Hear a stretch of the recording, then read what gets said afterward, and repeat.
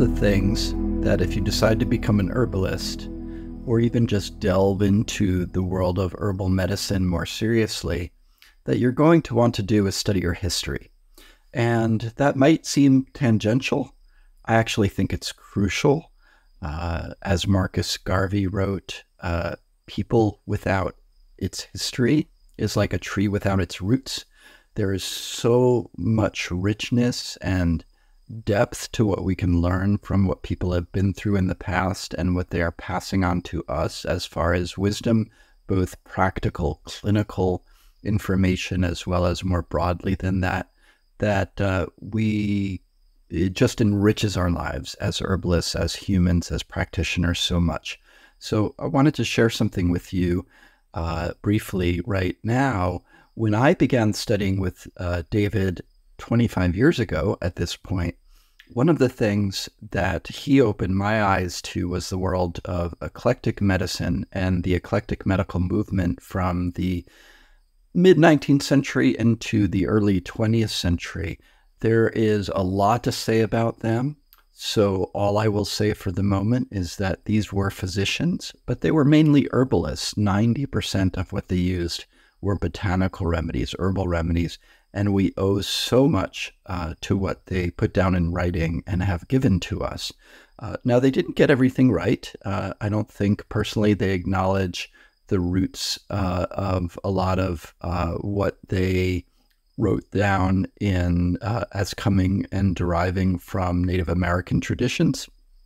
They certainly didn't do that adequately, but in certain ways, other ways, just remarkable. And the clinical information is just to this day so useful. So I want to share this book with you that I have here on my shelf. And I just happened to pick this up, thankfully at an affordable price. And this is the Medical Eclectic, Volume 1, published by the Eclectic Medical College of the City of New York from 1874. And there's a lot of interesting information in here. But one of the things I discovered as I was reading through it, and it's so exciting to rediscover and share this history. It's something we can do ourselves because there's so much out there. We tend to think everything's online. Oh my God, there's so much that is actually hidden away, tucked away in books and other places. So one of the things I wanted to share with you is from what's referred to here as the Graduate's Farewell. And this is the valedictory address delivered at the 10th commencement of the Eclectic Medical College of the City of New York on February 3rd, 1874. And here's something interesting. The valedictorian that year is Miss Lucy W. Harrison, M.D.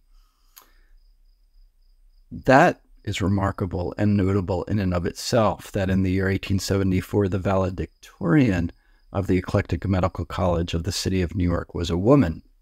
And in fact, they, at least here in New York, where I am, the Eclectics did a very good job at being ahead of the curve when it came to gender equality. So I want to read to you just a few things that she said. One, just to that point that I'm making now, she says, "We're grateful to Eclectics, and especially to the officers of this college, that while other institutions exclude us because of our sex, while insult and ribaldry await us at the hospital clinics which we pay to witness," you can imagine what these women went through, "here in our alma mater, we have been always received with kindly welcome, more delightful to us than the vaunted courtesy.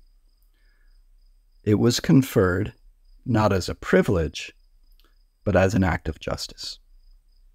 And this is several pages long, but I'd like to end just with some beautiful words that she wrote here, I suppose that she shared verbally with her fellow graduates on that day back in 1874.